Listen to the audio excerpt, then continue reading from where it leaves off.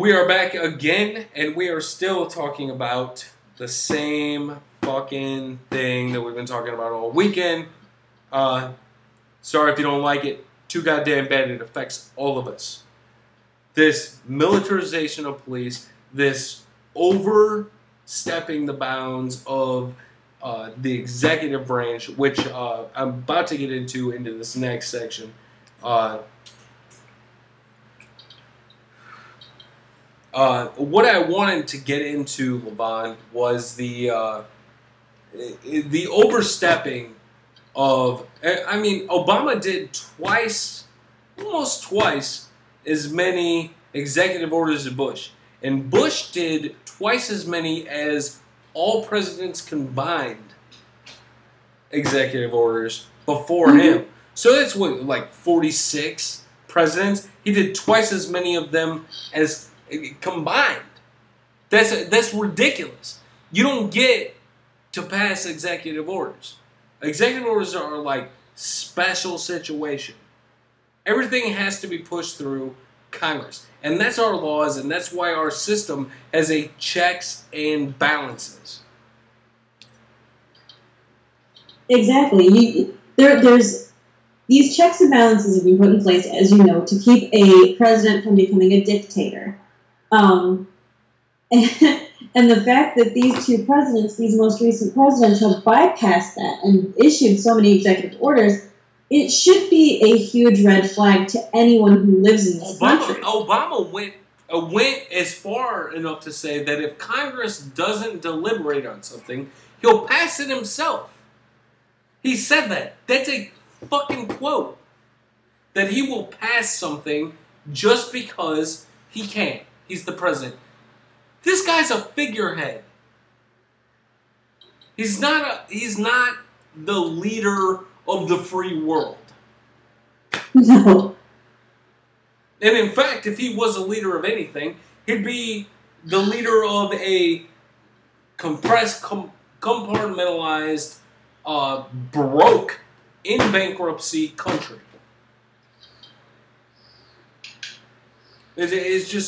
It's wrong. It is flat out wrong. This guy has...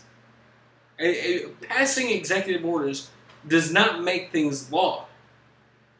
He has pushed these things, such as the National Defense Authorization Act, that basically make it lawful to imprison.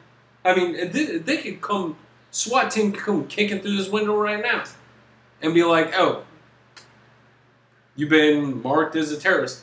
These documents are so vague. On top of it, I've read the NDAA, and it is so vague. You know that? I mean, these documents are so vague that anybody with dissenting information, it even goes as far to say that in its description, and not for word, that pro-lifers are a terrorist group. I'm not joking with you. Oh, wow. I'm not joking with you. Because they believe fervently so they could be potential terrorists. Are you fucking kidding me? I'm not joking with you at all. In fact, this video right now makes us both potential terrorists. Because we have firm views against state and local government. These motherfuckers are criminals. We're not, I'm not an extremist, but I am extreme when it comes to breaking the fucking law. And these guys broke the law.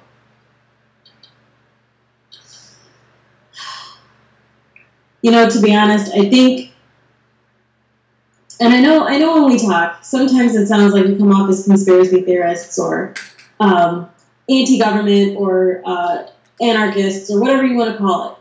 That is not, at least that's not why I do this. And I'm pretty sure it's not why you do this either. No, it's just the truth. Why not? The reason I participate in these videos of yours, Greg, is because I want people to remember what it means to be an American. what Americans, like, what we struggled through to get this far, what our forefathers fought for and died for. I know that sounds really cliche, but they bled. That's a huge thing. The answer to 1776, or the answer to 1984, is 1776. And once we all decide that enough is a fucking enough, like they did in 1776, it's enough. However, everybody that thinks that way is now a potential terrorist under the eyes of the law and Homeland Security. Well, if you recall correctly, our forefathers kind of bailed out on England and were considered criminals. Well, they were.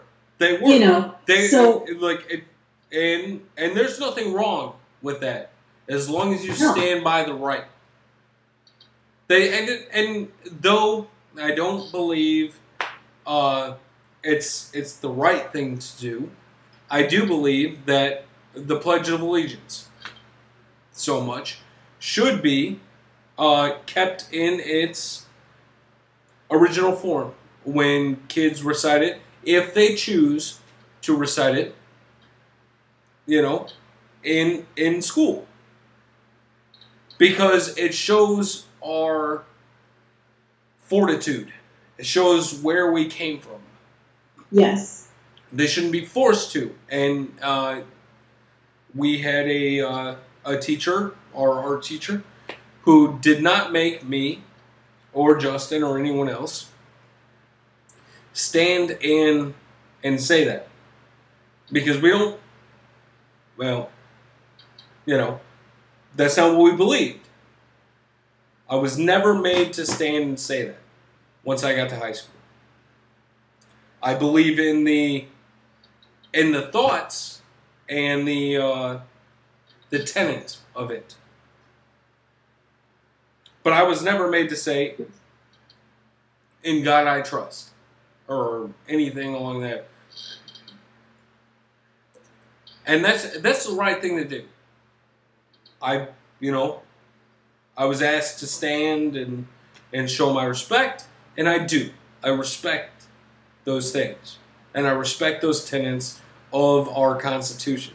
But I do not respect the fact that we have been shut down, basically, when it comes to what you believe, and this blatant, I apologize, pussification of what you believe, where the only thing that you can do is quietly voice your opinion and then fall in line anyways. Yeah, that's some bullshit. You know what? Here's a point I'd like to make. My father, I was talking to my father, and you know this story. I was talking to my father about my little brother. My little brother is 16, and he goes to public school. And almost every day, when my little brother comes home from public school, my father has to essentially deprogram him. When he goes to public school and he's taught a version of American history that is incorrect, and that does not portray the struggles and the actual violence and patriotism that our forefathers went through, my father actually has to go through and re-educate him. This politically correct bullshit, and that's exactly what it is. It's bullshit. It's got to stop. And I can't help but believe that this is by design. When countries like Russia are teaching more about American history than our own country does, there is definitely something wrong, and there is definitely something going on. I cannot believe that this is an accident. No, and I feel the same way. I think it's a well-designed deconstruction and a well-designed implosion of what we could succeed to be. And I think that our country, the American people have been so brainwashed into thinking that we are a melting pot of cultures, that we've lost our own. Well, these melting pots of cultures, they came here to defy where they came from. Now Exactly. they come here and they're being oppressed. That's not the answer. That's not what they came here for. And your family, I mean, O'Connor, Irish.